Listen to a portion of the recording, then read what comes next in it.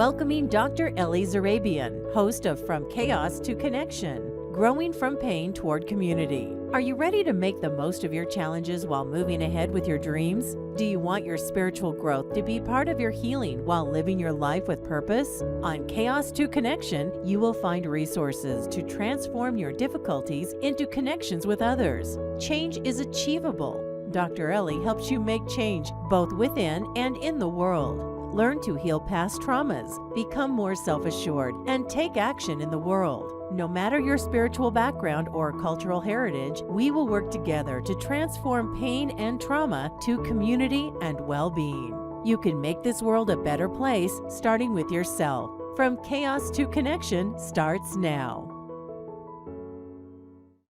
Hello and welcome. I'm Dr. Ellie Zarrabian, and this is my show, From Chaos to Connection. If you're interested in the topic of personal growth and building better relationships at home and in the world, you're definitely in the right place. My podcast today is about awakening to a time of renewal, healing, and growth in life and as a community. These days, when you look around you and you witness the condition that our world is in, I'm sure you would agree that it's pretty disheartening to see how much pain and suffering exists around us. We don't have to go very far from our own life to see all the chaos and discord going on. We also don't have to go very far from our own communities or political and religious institutions to see all the chaos and disorder going on there either. That's why I thought this would be a good topic for discussion. Given all that's going on, I think we could all benefit from a renewal or a reboot for our internal system. After all, we should be able to turn to our elders, community, religious and political leaders for help and support during such turbulent times. But when those resources can't offer the right help or solutions for the times, then we have to turn elsewhere for help. Often, turning to one's faith during times of turmoil and confusion can be of great support and comfort. But when we are struggling with our faith and even question faith in general, then we are left to fend for ourselves, and that can become an overwhelming task. In my work as a counselor, educator, and healer, I work with many people who have undergone or are undergoing such an upheaval around their faith. Regardless of the religious tradition they come from, what these individuals have in common is that they practically woke up one day and asked themselves, what's the meaning of my life? Why do I work so hard? And is there a purpose to my life? Essentially, they come to a place within themselves where they question everything about their life, including their faith. We call these big questions in life existential questions, and this state as an existential crisis. It's a form of crisis that shows up in various forms, typically during the second half of life. Sometimes we refer to it as a midlife crisis. Such a state of mind brings everything to a stop. It makes us look at ourselves and our life closely, and it makes us question everything about our reality. Such a state is not for the weak of heart. In fact, many giants and from all cultures have undergone such a state. Although we call it a crisis, there is a particular profoundness and beauty to it. The crisis is actually the turning point for an individual to embark on a more mature path in life towards greater understanding, wisdom, compassion, and empathy. One that offers an opportunity to redo life from a very different and often life-changing place.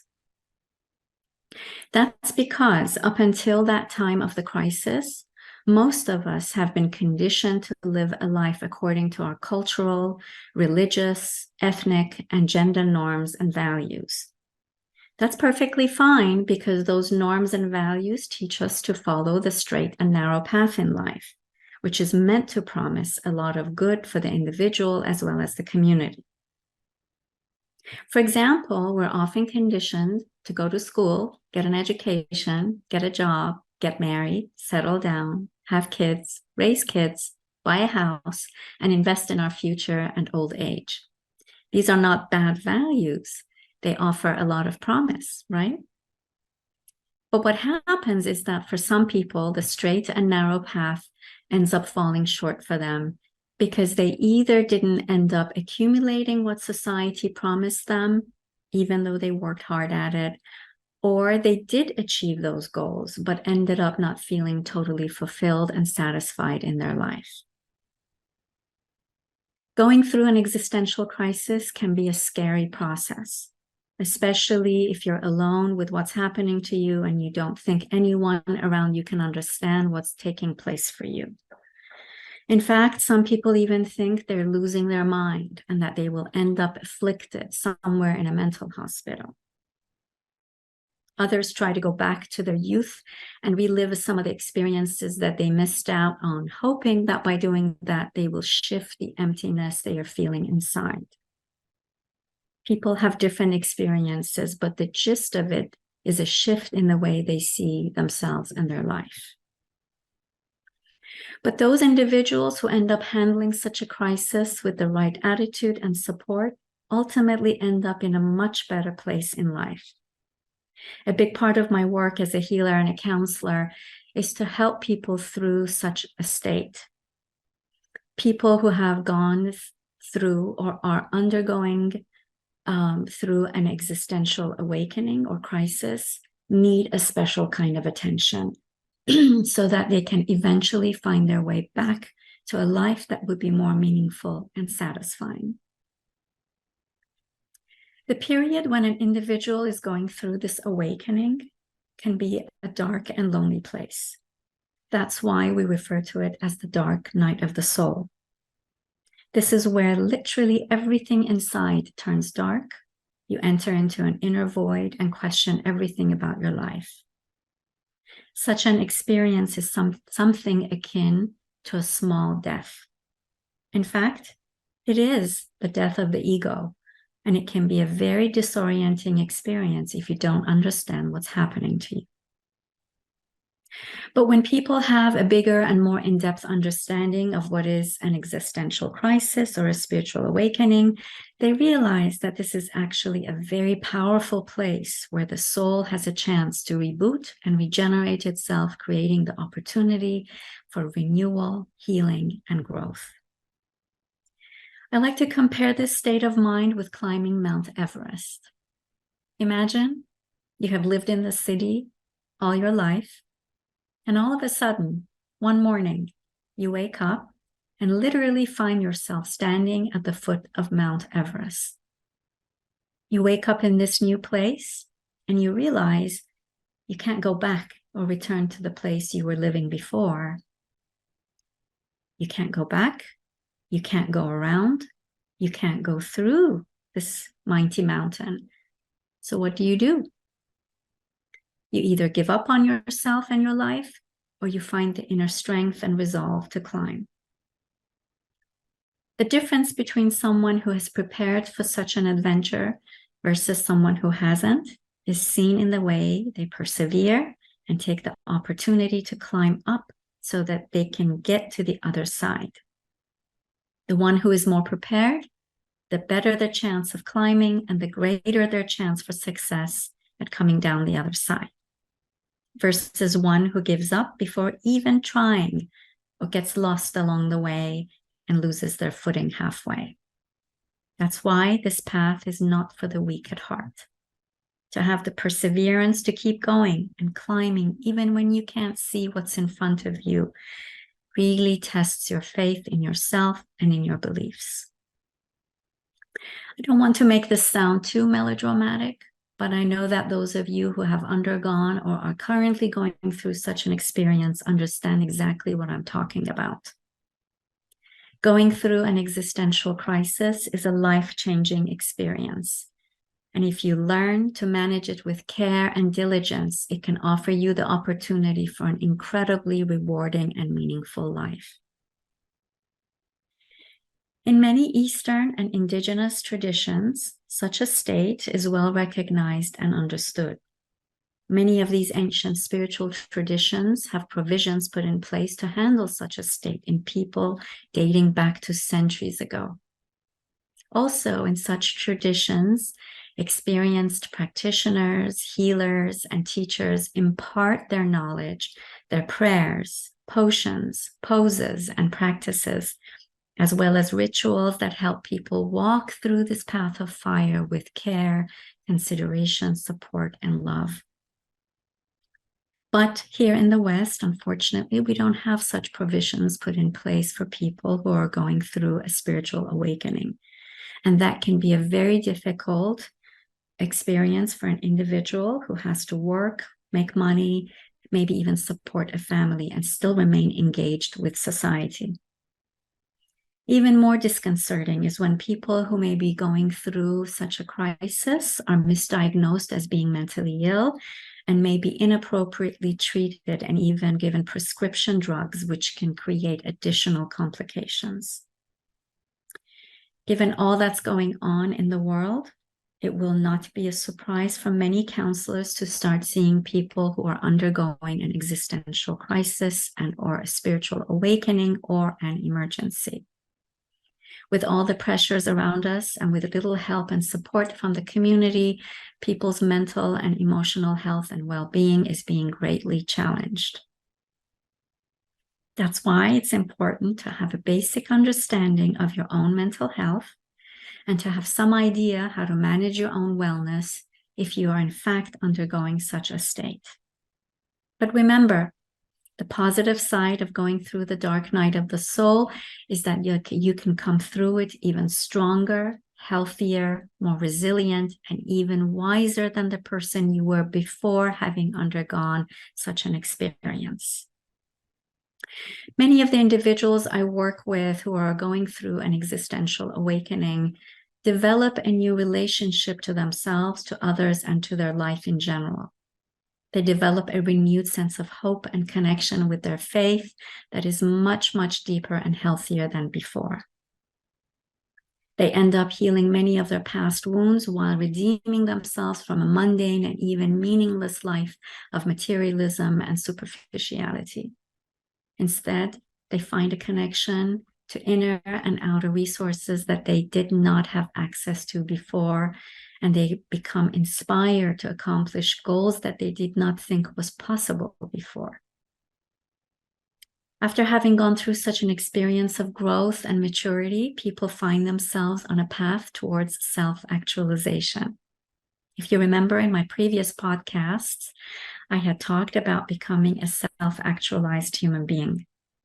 I mentioned that a self-actualized person is one who approaches problems, difficulties, and needs in life with acceptance, wisdom, and understanding.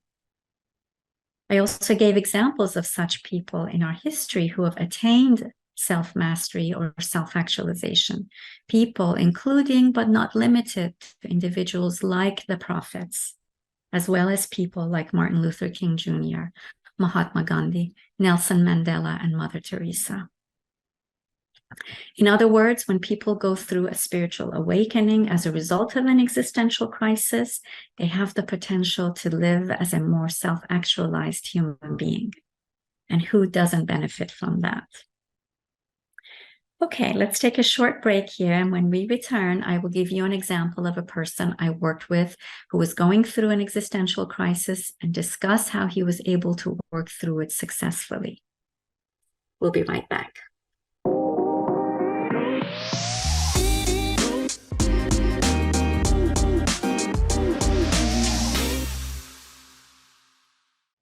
Welcome back. I'm Dr. Ellie, and in this episode, I'm talking about awakening to a time of renewal, healing, and growth of the soul. In the first half of my podcast, I talked about how some of the challenges people are facing in life are creating a state referred to as an existential crisis, a state where you literally wake up one morning and question everything about your life and your reality, including your faith. This can be a scary experience if you don't understand what's happening to you. But let me give you an example of a client I worked with who came through this process quite successfully. I had a client who came to see me about 9 years ago. And when he first came in to see me, he was very unhappy and hopeless about his life. He was in his mid-30s at the time, single and in poor physical health. As a young man, he had been quite reckless and had spent much of his youth indulging in all the vices like drugs, sex, alcohol, gambling, etc. But since then, he had found a path to a more conventional life and had put away the drugs, the women, and the drinking, and instead taken on a path to recovery through meditation, yoga, and spirituality. Along the way, as he got his life back in order, he ended up going through an existential crisis. He practically woke up one morning and asked himself those big questions. Is this what my life is all about? And is this all it has to offer me? And he was devastated and heartbroken. He gave up all the fun stuff and got on the road to a more healthy lifestyle, only to find himself at a dead end with his life. This realization made him sink into a dark and depressive state, and no matter how much he meditated or did yoga or read spiritual books, the empty feeling inside did not subside. In fact, the void seemed to get bigger. But thankfully, he reached out just in time for help and started the rigorous work of going through a spiritual awakening in order to generate a renewed sense of connection to his soul and to his life. During a period of several years, we worked together to examine his entire life, including his upbringing, his cultural and religious roots, his family values, his conditioning as a man in this culture, and his connection or lack thereof to anything meaningful and or sustainable in his life.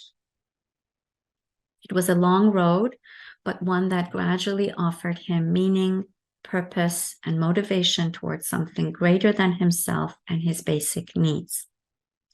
Through this process, he realized that while he was not interested in conventional religion, he was in fact deeply spiritual, and as a child had a close connection to Mother Mary. His years of growing up in a strict Catholic home had taught him about focus and discipline, which he later used in his second half of life to cultivate a deeper and more meaningful connection to his spiritual roots, but from the inside out. This newfound awareness allowed him to recreate his own connection with the divine, a connection that was born organically from the inside out and one that offered him more meaning and purpose. This was a very different approach from his formal Catholic upbringing. His gradual work on himself led to a renewal of his faith in a way that promoted his own healing and growth from the inside out, and he found this to be deeply meaningful and rewarding. Finally, his renewed sense of hope and faith in himself and his path made him realize that he wants to, in fact, pursue a deeper connection to his spiritual faith and help others in their process. He eventually quit his day job and turned his work towards humanitarian causes. This is an example of turning something that is potentially devastating into a win-win situation when handled appropriately and with great care. Given that so many people may end up going through a spiritual awakening regardless of their religious background or faith or nationality or culture, it becomes important that we as a global community find a way back to our source in order to renew our connection in a way that is life-promoting and life-sustaining. I believe this can also contribute to creating more peace in the world. If more people return to their roots and recreate a more sustainable relationship with their faith by doing the required inner work, the likelihood of finding more common grounds increases amongst us. So, for your homework this week, I would like for you to take some time to do some self-reflection in your own life. Remember, this is just for you. No one else is going to see your notes. So in your journal, I want you to answer these questions. Do you think you have or may be experiencing an existential awakening or crisis right now? What has been your experience of it? Please describe it in detail. Write down your reflections in your journal because it's important that you begin to manage yourself with care and attention. If you haven't experienced an awakening yourself, do you know of anyone who has? How would you recognize the signs in someone else? You see, because so many people go through this process alone, it becomes important that we start to pay attention to people around us and notice if they're going through an awakening. And finally, what are your fears about either going through an existential awakening or crisis in yourself or watching it happen in someone else? Feel free to contact me if you have any questions or concerns regarding this area. This concludes our 8th episode on awakening to a time of renewal, healing, and growth. I'm Dr. Ellie Zarrabian, and this is the Transformation Network from Chaos to Connection. Be sure to tune in next time for our next episode. Take good care and see you soon. You have been listening to Dr. Ellie Zarrabian, host of From Chaos to Connection. Tune in every second and fourth Monday at 2 p.m. Pacific on TransformationTalkRadio.com for more resources and tools to help with healing on your journey of life. You can impact the globe in the most powerful way possible. Whatever your spiritual background and cultural heritage is, you can transform pain and trauma into building community and connection. Join Dr. Ellie in identifying what you need to heal within and in our world. For more information, visit centeronpeace.com. That's centeronpeace.com.